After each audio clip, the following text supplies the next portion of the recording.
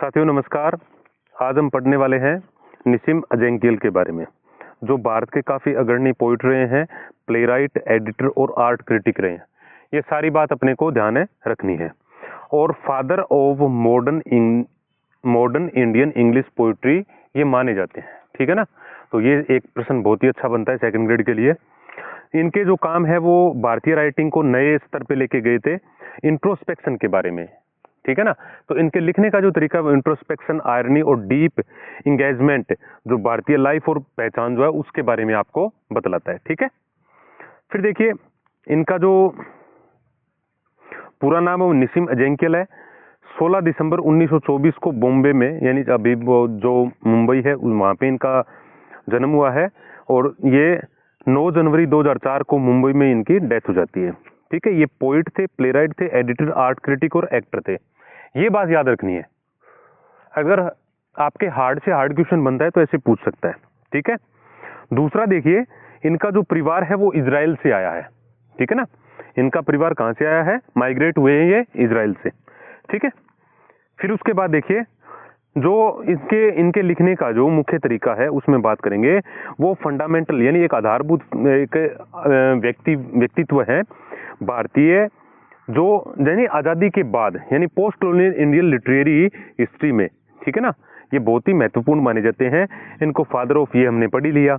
और ये मुंबई के मराठी स्पीकिंग जो यहूदी लोग हैं, मराठी बोलने वाले, ऐसे लोग जो यहूदी हैं लेकिन मराठी बोलते हैं, उनसे संबंध रखते हैं। लेकिन ये क्या कहलाते हैं, बेने इजराइल कहलाते हैं वहां पे, ठीक है ना। तो ऐसे भी पूछा जा सकता है। ये जो अपने जो यानी उन्होंने क्या है, क्वेश्चन ऑफ टाइम जो है वो अपनी कविताओं के माध्यम से बतलाया है, ठीक है ना। ये बात ध्यान रखनी है। इनकी जो कविताएं वो होलोनेस और एलिनेशन शो करती है जो आधुनिक समय के जो इंसान है ना उनके बारे में। ये अर्बन पोइट कहलाते हैं और बहुत ज्यादा प्रभावित है ये टी.एस. इलियट से काफी प्रभावित है, ठीक है। और इनके जो जैसे क्वेस्ट नाम की मैगजीन जो है वो फर्स्ट एडिटर किया था इन्होंने, प्रभावित होकर, जो बॉम्बे इंडियन पोइट सर्किल है वो। वैसे देखिएगा इसमें जो बात देखने वाली है वो ये है कि क्वेस्ट, इंडिया, इम्प्रिंट और पोइट्री, ये भी जो पत्रिकाएं हैं वो इन्होंने पब्लिश की है, ठीक है ना। तो इसमें से एक का नाम यहाँ पे आपके पास आ गया, बाकी भी पब्लिश किया है, ठीक है। अब इनके जो वर्क देखें तो ए टाइम टू चेंज 1952 में लिखा था। क्या ये अपने आप में पोइट्री है? पर्सनल ट्रांसफॉर्मेशन यानी अपने व्यक्तिगत बदलाव के बारे में और खुद की पहचान की खोज के बारे में है। इससे आपको क्या मिलता है कि ये उसका डेब्यू कलेक्शन था, और इसमें ये क्या बिगिनिंग करते हैं, मॉडर्न इंडियन इंग्लिश पोइट्री की शुरुआत करते हैं। क्या नाम है इसका? ए टाइम टू चेंज के बाद, ठीक है। तो आपको ध्यान क्या रखना है, ये क्या नाम है और कब लिखा गया ये। 69 पोइम जो है वो देखिए 1953 में पोइट्री है ये। अर्बन लाइफ और एग्जिस्टेंशियल म्यूजिंग के बारे में बतलाता है। और इसमें जैसे क्या होता है कि जैसे इन्होंने जो पोइम लिखी 69 पोइम, उसमें जो मुख्य कविताएं हैं वो क्या है, द विजिटर और फिलोसॉफी है, ठीक है। अब जैसे पूछने वाला कुछ भी पूछ ले, लेकिन इसमें ये दो मुख्य मानी जाती है ज्यादातर। जैसे हम देखें यूजीसी नेट वगैरह के एग्जाम में, या जैसे अलग अलग प्रकार के जो जैसे सेट के एग्जाम होते हैं अलग अलग स्टेट लेवल पे, तो उनमें ये पूछे जाते हैं, ठीक है। फिर देखिए आपके पास आता है अनफिनिश्ड मैन 1916 में। तो इसका जो प्रकार है वो पोइट्री का है, ह्यूमन इम्परफेक्शन और स्पिरिचुअल क्वेस्ट के बारे में बतलाया गया है। अब इसमें से मुख्य क्या है, ये भी क्या है अपने आप में एक कविताओं का संग्रह। तो नाइट ऑफ द स्कॉर्पियन ये फर्स्ट ग्रेड में अपने सिलेबस में लगती है आरपीएससी में। और इंटरप्राइज, तो इंटरप्राइज ये दो पोइम है वो काफी खास हो जाती है, ठीक है। एग्जैक्ट मैन बहुत ही शानदार। तो इसमें क्या है, जैसे पोइट्री है, प्रिसीजन ऑफ आइडेंटिटी, और ये बात है। तो इसमें नोटेबल पोइम जो बैकग्राउंड कैजुअलिटी, पोइट लवर और बर्ड वॉचर है, ये देखा जाता है, ठीक है। फिर है हिम इन डार्कनेस। अब हिम का मतलब क्या होता है, जैसे आपके जो डिवोशनल सॉन्ग होते हैं वो 1976 में लिखा, पोइट्री है ये। और थीम इसका क्या है, स्पिरिचुअलिटी और इंट्रोस्पेक्शन। इंट्रोस्पेक्शन का मतलब होता है अंतर, जैसे आत्मचिंतन। इंट्रो का मतलब अंदर है, स्पेक्ट का मतलब होता है देखना, तो इंट्रोस्पेक्ट ऐसे। फिर है लेटर डे, ठीक है ना। ये पोइम जो लिखी गई है वो 1982 को लिखी गई है।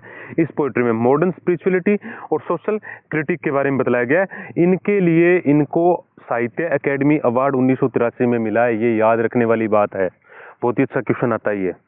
फिर आता है इनकी कलेक्टेड पोइम, अब कलेक्टेड पोइम जो है 1952 से लेके 1988 तक इन्होंने जो पोइम लिखी वो 1989 में इन्होंने पब्लिश किया। ठीक है, ये सारी की सारी एक साथ इन्होंने दर्शा दी। तो ये भी जो पोइट्री है वो क्या है, क्या दर्शाती है, कंप्रीहेंसिव शोकेस करती है, जो इवेल्युएट किया है इन्होंने एज ए पोइट्री, यानी सब कुछ एक साथ आ गया। ठीक है, अब इन्होंने क्या किया है, अपने टोटल 3 ही प्ले लिखे हैं, जिसमें 1969 में नलिनी, मैरिज पोइम और स्लीप वॉकर्स। अब नलिनी जो है उसमें 3 एक्ट कॉमेडी है, ये 1 एक्ट ट्रेजिक कॉमेडी है और इंडो अमेरिकन फार्स है ये। ठीक है, इनका जो थीम रहा है वो ह्यूमन रिलेशनशिप और सोसाइटल नॉर्म्स के बारे में है। अब कुछ एक पोइम जैसे बोले, नाइट ऑफ द स्कॉर्पियन बात करें अपने, तो ये क्या है, जैसे फर्स्ट ग्रेड में लगती है तो पूछ सकता है, क्योंकि आरपीसी वालों के दिमाग में रहेगी। तो इसमें क्या है कि एक कहानी है, जैसे एक जो स्कॉर्पियन है, एक जो बिच्छू है, वो एक महिला को काट लेता है, तो उसके बारे में है। तो चाइल्डहुड मेमोरी के बारे में पोइट जो निसिम अजेंकेल है वो बात करता है अपने, जिसमें उसकी मदर को क्या है, एक स्कॉर्पियन काट लेता है, और उसमें सुपरस्टिशन और कम्युनिटी रिस्पॉन्स, यानी किस प्रकार से जो लोग हैं वो क्या जैसे अंधविश्वास की बात करते हैं, और लोग हैं वो उनके घर पे कितने लोग इकट्ठे हो जाते हैं उनके बारे में बात है। तो सुपरस्टिशन और वास्तविकता के बारे में, समझ के बारे में, और एक माँ का जो प्यार होता है और ग्रामीण लोगों का जो जीवन है, ये दर्शाया गया है उस पोइम में। काफी इम्बॉडीमेंट और सेल्फलेस लव की बात हो रही है, क्योंकि माँ जो है वो, उनका तो प्यार बिल्कुल आप अपने सारे जानते हैं। पिता जो है वो एक समझ पैदा करते हैं और थोड़ा साइंटिफिक मेथड काम में लेते हैं उनके उपचार में, हील करने में। ठीक है, गांव वाले जो हैं वो सिंबॉलिकल है, बिलीफ और सुपरस्टिशन, क्योंकि वो सारे सुपरस्टिशन शो करते हैं। अब जैसे अपने देखे इंटरप्राइज, तो ये एल्गोरिकल पोइम है। एल्गोरिकल का मतलब दिखने में कुछ है और रियल में कुछ है। ठीक है ना, जो एक समूह होता है वो एक धार्मिक यात्रा शुरुआत करता है बड़े उत्सव के साथ, लेकिन अंत होता है काफी भ्रम में, और ये एक दर्शाता है जीवन में हमारे जो, हम अगर अपने जो अपना पर्पस है उसको अगर भूल जाएं तो क्या होता है। आइडियलिज्म और रियलिटी के बारे में, आदर्शवादिता और जो वास्तविकता उसके बारे में, भ्रमवाद के बारे में, और मानव के जो प्रयास है उनके बारे में है। जो पिलग्रिम है वो कलेक्टिव, जैसे जितने भी लोग हैं वो किस प्रकार से अपने प्रयासों को दर्शाते हैं वो बतलाता है। नैरेटिव जो है वो रिफ्लेक्ट करता है जर्नी का मीनिंग और उसका अंत कैसे होता है वो। ये जो आपके जो पोइम है, जो टीएस इलियट की जर्नीज ऑफ मेजई, उसके लगभग का है। और इसकी फेमस लाइन है, home is place where we have to gather grace, to gather, to अलग है और गैदर अलग है, यानी जहां पे हम दया हासिल करते हैं एक दूसरे के प्रति। फिर आता है द पैट्रियोट। अब पैट्रियोट का मतलब सबको पता है, देशभक्त जैसे। तो हिस्टोरिकल मोनोलिग है जिसमें हम खुद अपने आप को जैसे पैट्रियोट साबित करते हैं, और ये बतलाते हैं कि जैसे कोई सुपरफ्लाउस नेशनलिज्म के बारे में अपनी बात बोलते हैं।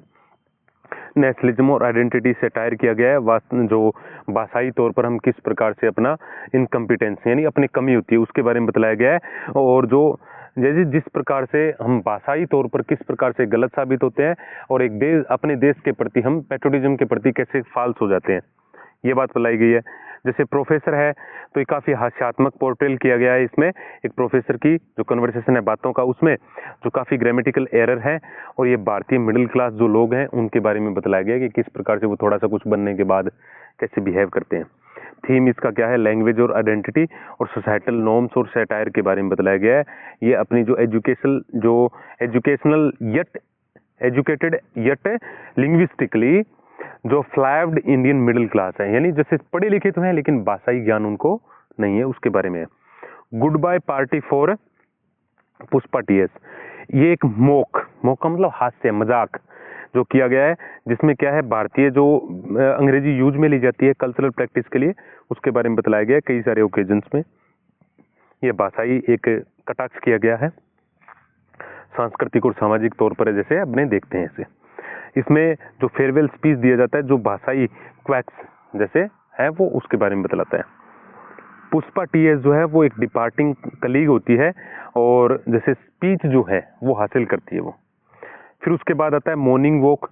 मॉर्निंग वॉक में एक बार्बरिक सिटी के बारे में बताया गया है, और बार्बरिक सिटी जो है वो है आपके बॉम्बे, यानी आज का मुंबई और पहले का बॉम्बे, जिसमें क्या है जैसे जैसे 6 विद स्लम्स एंड डिप्राइव्ड, इसमें डिप्राइव्ड में VED आएगा भाई, of seasons blessed with rains, यानी किस प्रकार से उन पर प्रभाव पड़ता है बारिश का, और आशीर्वाद के तौर पर भी वो बारिश को हासिल करते हैं, ऐसे बताया गया है।